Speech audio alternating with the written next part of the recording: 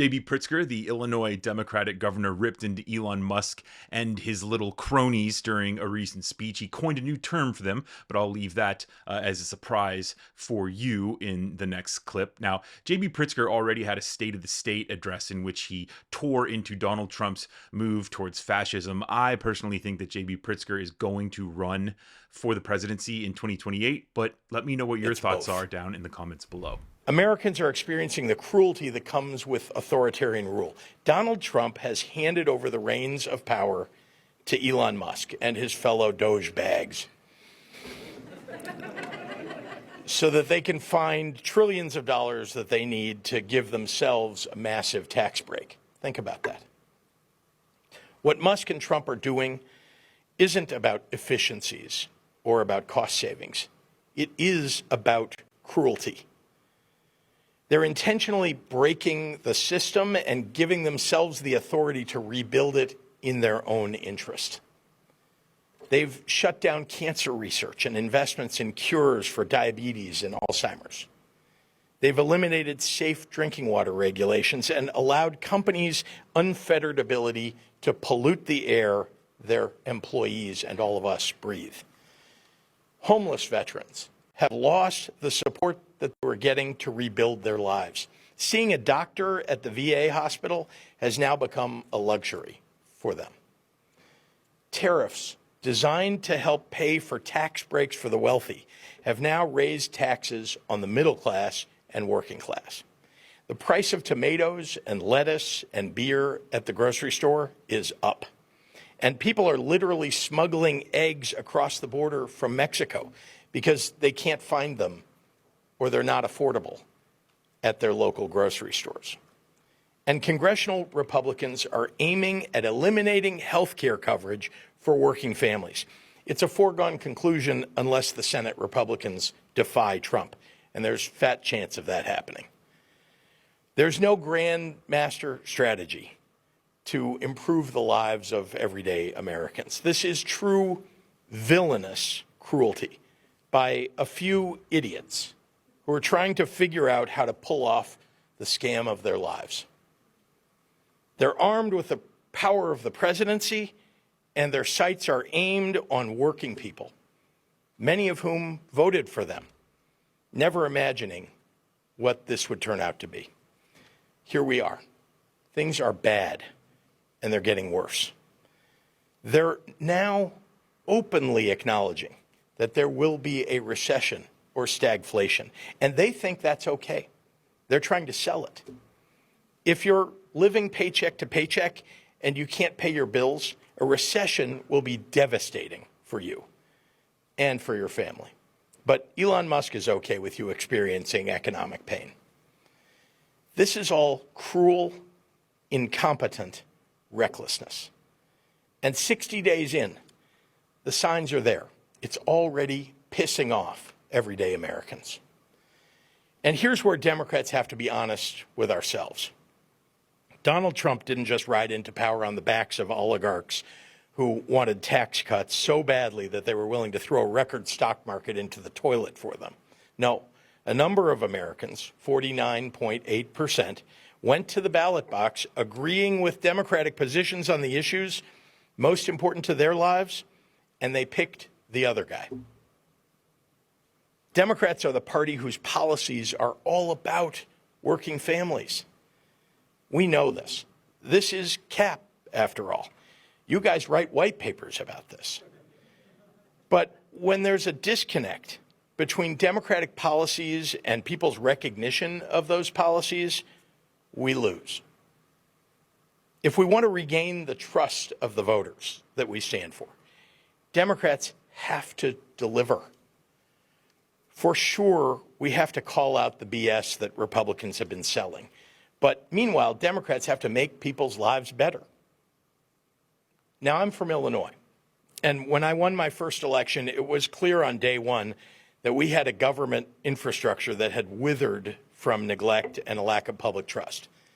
The state of Illinois government had been withering away.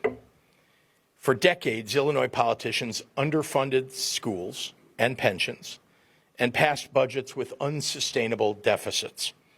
But over the past 6 years, we've focused on fiscal responsibility. We've been lifting up working families and addressing social and economic justice. Democrats in Illinois have been steadily delivering on making life easier and more affordable. We've expanded child care, and we've enacted a universal preschool program. We've canceled $300 million of working class and middle class families' medical debts. And we've lowered the cost of prescription drugs. We've made college more affordable, and we've expanded financial aid by more than 75%.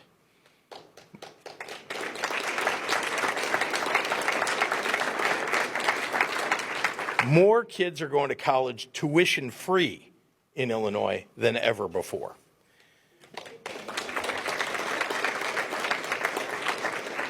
We eliminated the state tax on groceries. We lowered taxes on 300,000 small businesses, and we enacted a child tax credit.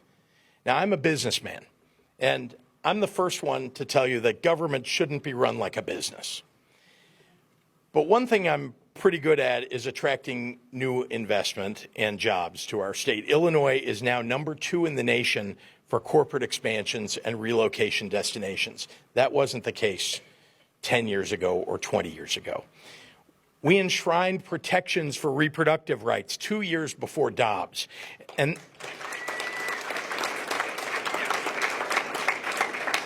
we banned book bans. And we've made sure that the history taught in our schools is more honest and accurate, not less honest. I believe that the only way to govern is by delivering the big things that help people. And it's making it so that people who need to can afford a home and childcare, making enough money so that they don't have to work their whole lives. They can actually retire. It means making it easier to get an education, to start a small business, become financially stable. And yes, in this day and age, it means fighting for all of that while defending what it means to live in a constitutional republic.